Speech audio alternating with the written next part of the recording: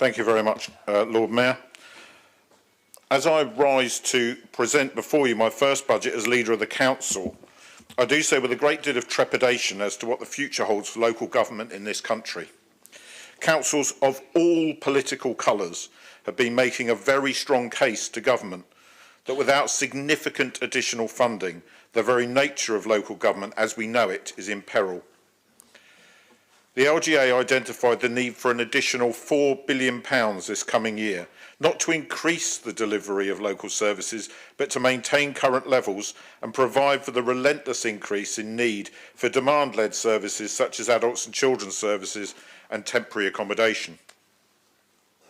The government's response was to provide £600 million, of which £500 million was to be spread across councils which provide additional resources for social care.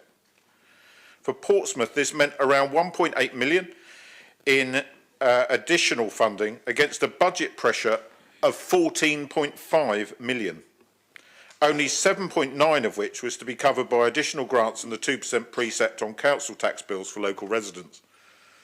The current system is failing. It is failing across the country. Locally, Conservative-led Hampshire County Council is flagging £132 million in deficit going forwards, and our colleagues in Labour-led Southampton are having to turn off the streetlights at night to try and balance the budget. Lord Mayor, these things should not happen. In the many letters I receive from ministers, and there are many, it is absolutely clear that they are deaf.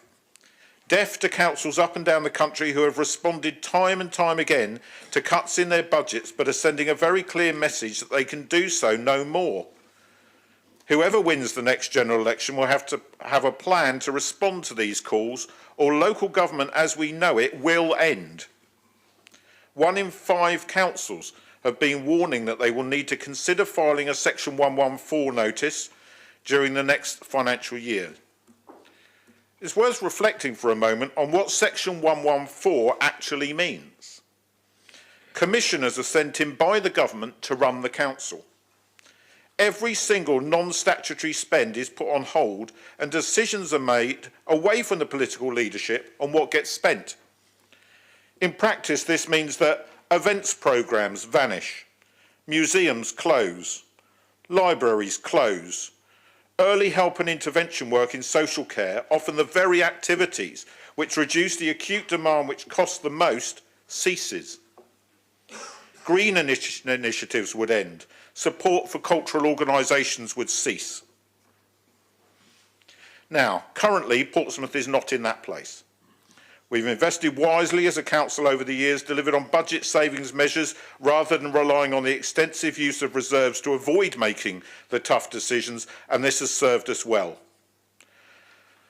However, since the austerity period began, Portsmouth's lost over £100 million a year in funding, and so every year making the required savings without cutting services gets harder as demand-led service costs continue to increase.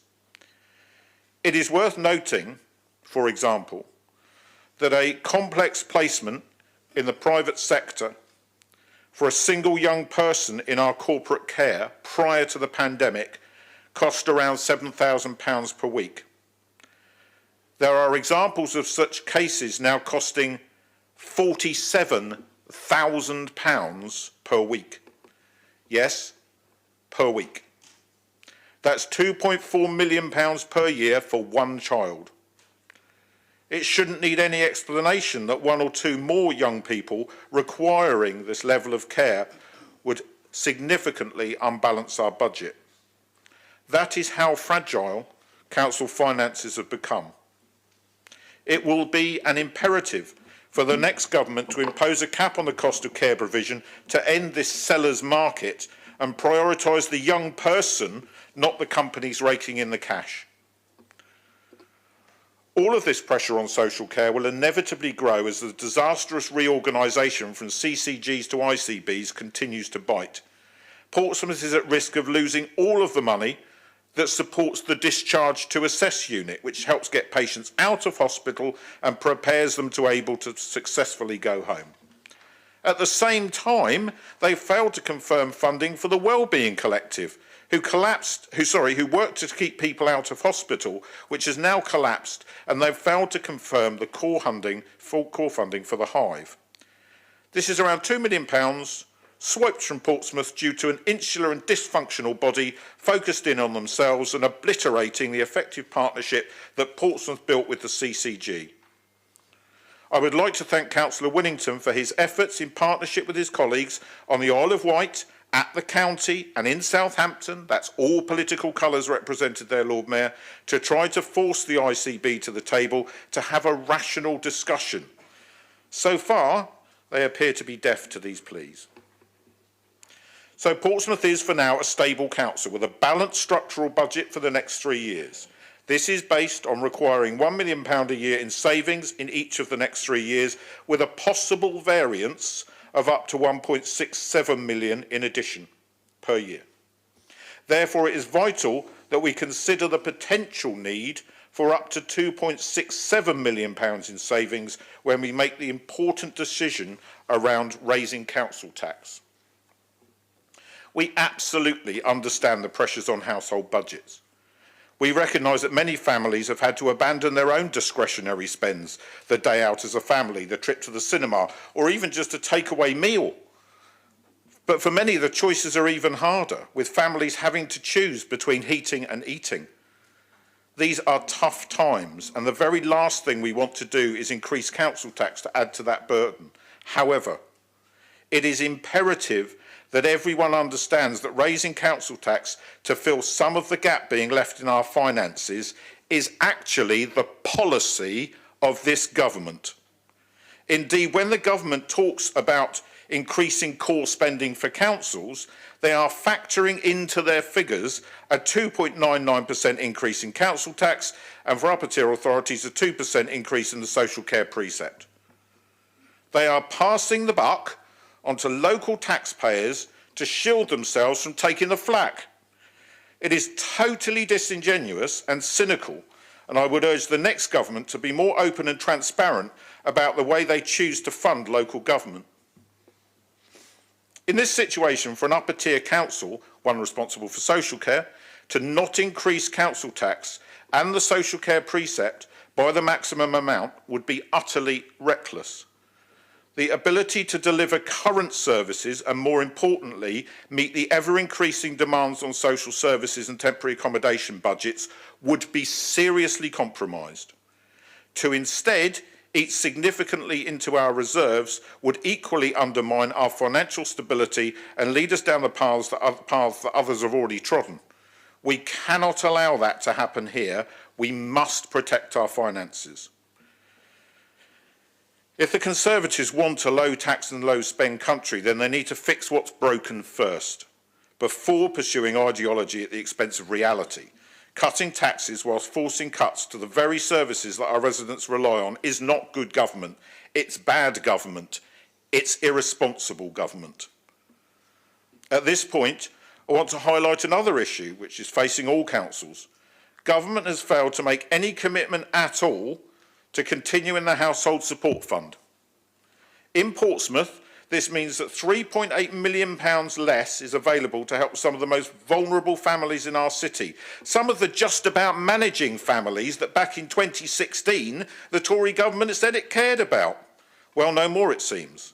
The money to support food outreach, food banks, pantries and larders, advice and support, access to the holiday activity and food programme, grants to struggling households, all gone. This administration is pledged to doing all it can to continue to support the food providers, to continue to provide advice and support, to give young people vital access to holiday food, and to enable those who can't even afford to go bankrupt to be able to do so. But it won't be enough. We urge the government to think again and bring forward a clear plan to deliver this support in the spring budget. And Lord Mayor, it's really important that once again I stress this is not us saying this just as a Liberal Democrat administration. These calls are going out from the LGA, from councils of all colours across the country. To not do so will push thousands of families over the edge. It will increase homelessness. It will cause more families to break up under the strain. It will leave the just about managings as families in crisis. For all of these reasons, I commend the revenue budget saving proposals and the recommended increases in council tax and the social care precept to members. Lord Mayor, in doing so, I also note the work of Cabinet colleagues and officers across the Council, particularly Chris Ward and the finance team, who have worked so hard to ensure that through innovation, income generation and efficiencies, we have been able to preserve all of our current service provision for local residents this year. I now move to talk about the Cabinet's recommendations for the utilisation of capital resources for the next municipal year. There are three key aspects to decision-making around deploying our capital funding. Firstly, can we use capital to drive further efficiencies and reduce pressure on revenue budgets? Secondly, how do we ensure we are maintaining public assets? And thirdly, how do we utilise funding to achieve regeneration and keep Portsmouth moving forwards? In education, we are proposing to create additional secondary school places to meet forecast demand and plan for the future, particularly in post-16 SEM provision. We'll be investing £380,000 towards early years provision. This £380,000 was provided by the government, and with it they expect Portsmouth to deliver up to an additional 1,000 nursery places by September next year, £38 per place. Does it sound like that's enough? This is yet another example of government making an announcement without thinking through the implications of the policy, making a soundbite for a speech, throw a bit of cash at it and pass the buck on to local authorities to deliver on their promise. It's yet another scandal, Lord Mayor. Does it remind you of anything? Oh yes, the border control post scam, where they realised they hadn't allocated enough funding, so they just split what they had around the ports, giving them 69% of the necessary amount and telling them the rest of it was their problem. They then scrapped the scheme, leaving Portsmouth holding the bag for nearly £7 million, which we are now in debt for and having to find a way to repay. Oh, then they changed their minds again and again. This isn't a government, Lord Mayor, it's the Philosopher's Football match from Monty Python. Because we are making the right decisions and protecting our finances, we are able to yet again invest significantly in adding to our efforts to green our city. This money will be used to apply for match funding from external sources to grow the pot and enable even more to be delivered.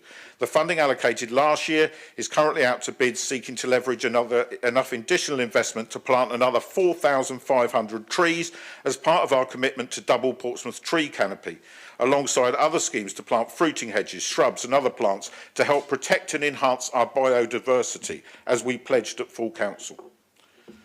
Castle Road was a success story from the changes to road uses during the pandemic. Ward councillors and officers have worked alongside the community, both residents and businesses, to devise a scheme that will significantly enhance the public realm and enable further community-led phases to come forward and bid for external funding. This co-design with community is an excellent model and can be a template for future opportunities elsewhere in the city. It has been a number of years since there was any significant improvement in our outside sports courts. This budget introduces what is envisaged as a rolling programme of renewal over several years and will, importantly, see investment into creating a new netball hub at Mountbatten to increase provision for women and girls sport, something we discussed earlier in this municipal year. This programme is linked to a similar one for our city's play areas. Around 13 years ago, there was a significant amount of money from government allocated to play park renewal across the city, which means that many of our play parks are in need of investment again now. This programme will include investment at Hillsey Lido to complement the multi-million-pound regeneration of the Lido itself, Water's Edge Park in Paulsgrove Ward, the popular junior and toddler units at Canoe Lake, the play park at Baffins, and new renewal of the equipment at Bransbury Park, rather than just relocate the existing when the leisure centre is built. Over the next 5 years, a rolling programme will see investment into renewals in every ward in the city. In tandem, we will see a significant investment across our adventure playgrounds, making improvements to all 6 of them to protect this important youth provision in our city. Worth remembering that many local authorities have completely scrapped their youth services. Here in Portsmouth, ours thrive, and we have plans to increase provision further after securing over £1 million of youth investment funding for our city. I would like to pay tribute to the officers who have helped deliver the stunning new football complex at King George V. It is now opening and will welcome community clubs from across the city, especially youth football teams, alongside a great community offer with cafe and meeting rooms. Lord Mayor, I recall being on my feet in this chamber, facing a barrage of criticism for not simply refurbishing the old burnt-out pavilion.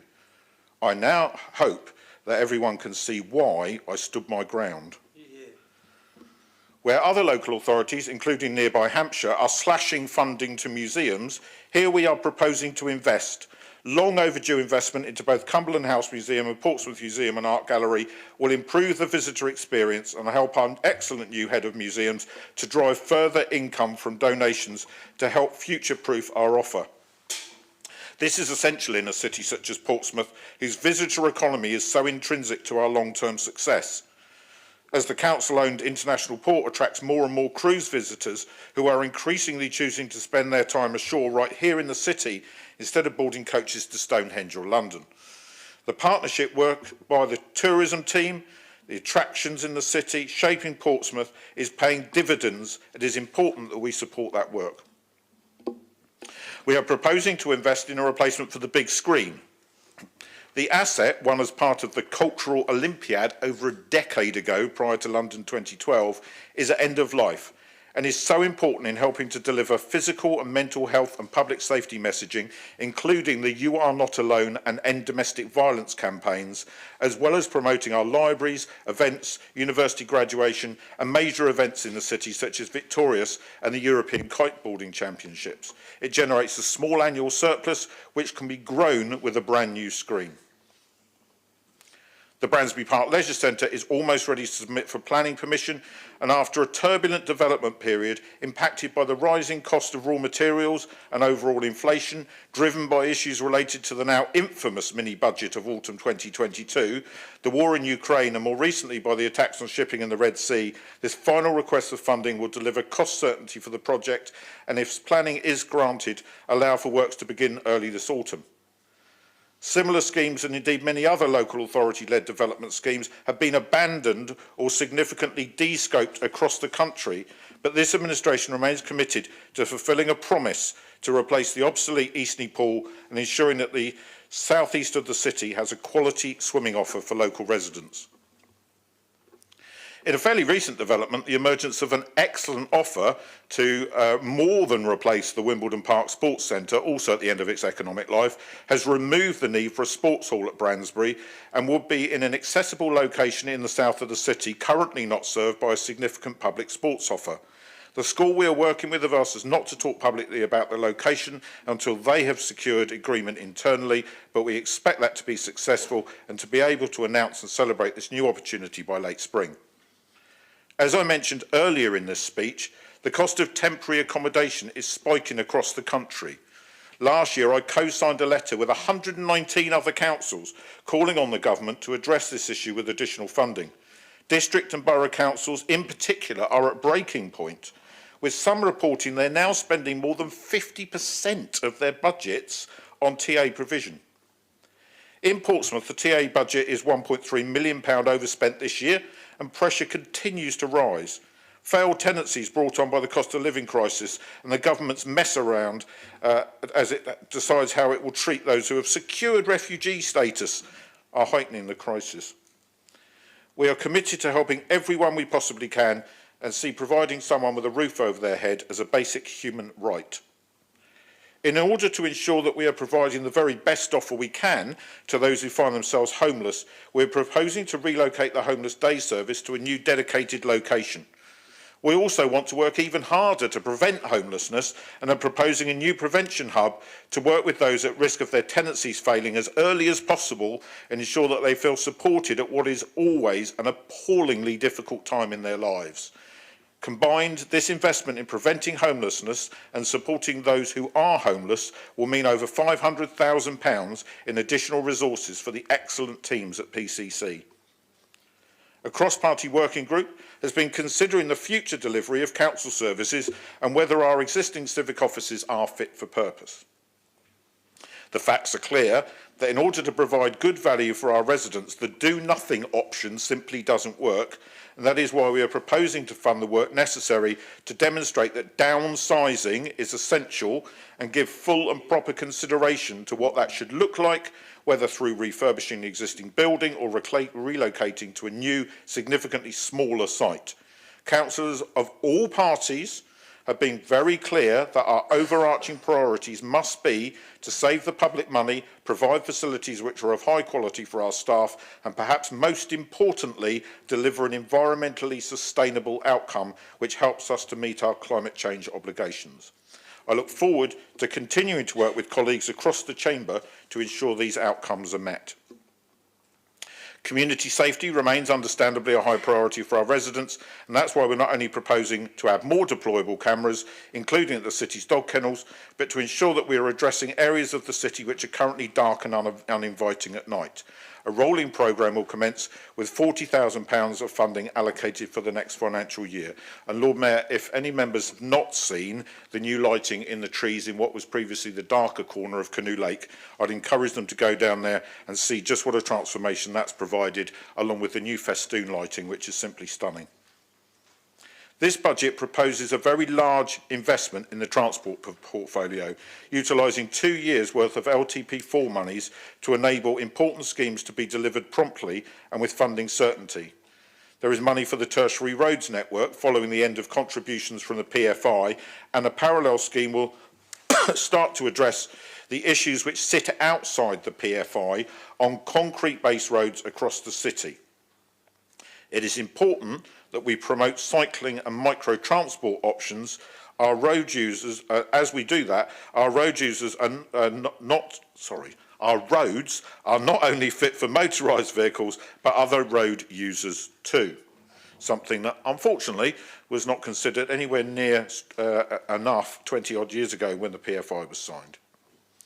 The largest transport scheme will see the next phase of the Eastern Road cycle corridor delivered, ending a black spot which cyclists have long campaigned to see addressed. Additional monies are proposed to help deliver the important arts and enhancement works along our new sea defences in Southsea. The new link officer between PCC and coastal partners is already working on a number of proposals which will see both local and national artists and creatives bring forward improvements that will ensure that we will not only have world-class sea defences protecting local homes and businesses, but points of interest to engage local residents and visitors alike as they enjoy our new promenade. Finally, we have instructed that an asset management strategy be developed to ensure that we are making the right decisions around where to target future capital resources, investing in our assets which we hold in trust for the people of Portsmouth. Projects already in receipt of funding, such as City Centre North Scheme, continue to progress, having received outline planning permission earlier in the municipal year, and despite the Prime Minister's hugely unhelpful U-turn over recycling, which has ultimately delayed the introduction of doorstep glass and plastics recycling, we continue to work with our partner local authorities to agree on the scope for a new recycling centre to ensure that we can bring these streams online as soon as possible to add to the successful food waste rollout already funded by this administration. And so, Lord Mayor, I hope it is clear that this administration is prioritising the renewal and preservation of the assets which our communities value, seeking to do even better at protecting the most vulnerable in our city, investing in quality leisure facilities, play parks for families and outside spaces for all, improving transport options for all road users and helping to keep our communities safe, investing in local schools and protecting our museums. This is a capital budget that invests in the future of our city with residents at its heart. Now, I would like to thank the Portsmouth Independents and the Labour Group for reaching out to me ahead of this meeting to discuss their priorities and for offering to work collegiately to agree a budget that they feel able to support. The Labour Group have asked for additional funding for CCTV and road safety, and I am able to confirm that both can be accommodated. If this budget is approved, then we'll use our delegations to move £25,000 from the sea defence enhancements to provide for additional CCTV cameras and allocate an additional £100,000 from the future LTP4 provision to road safety measures. Any specific schemes requested will be considered under the Council's existing priority assessment process. They also raised concerns that the funding for the Stroke Association would end in December and asked if it could be extended to the end of the financial year. I was able to confirm that we had already made provision for this, as we agree that it is important to maintain this service while we continue the long wait for the ICP to develop its stroke pathway. Alongside this, we've been working with the Stroke Association, who will propose a new model for us to consider, and we are very happy to continue to work cross-party to make sure that this happens. The independent group requested a number of traffic feasibility studies for road safety improvements, and I understand that they have received confirmation that these are now added to the programme and will, as for the Labour group's request, be subject to the agreed council priority assessment processes. I have further agreed to support funding for exercise equipment in Paulsgrove and Copner, a community safety fund open to all councillors to support community-led initiatives such as neighbourhood watch schemes, improvements to the dog kennels via the new CCTV, as I've already mentioned, some minor seating improvements at Port Solent Field, and enhancement of Gatcombe Park as part of business as usual for the Parks team. These requests are also covered within the budget as presented. There have been significant progress this municipal year in developing cross-party working on a range of key issues, not least Tipner West and the future of the civic offices. As a minority administration, it's important that in the best interest of the city, we're working collegiately in agreeing the direction of travel on such things that will not come to fruition immediately and will have a big long-term impact to give officers and the public confidence that we are able to set aside party interests whenever we can. In conclusion, I want to highlight two areas which have also been incorporated into the budget. Firstly, it is anticipated that Portsmouth will once again be the national focus for commemorations for D-Day, this time for the 80th anniversary. We should also recognise the success of Portsmouth Pride in securing UK City of Pride status for 2025. There is a financial allocation within the overall budget to ensure that both of these significant events are able to be financially supported by the Council. My Lord Mayor, this is a budget which protects the Council's finances, preserves vital local services and invests in the future of our communities and our city, and I commend it to full Council.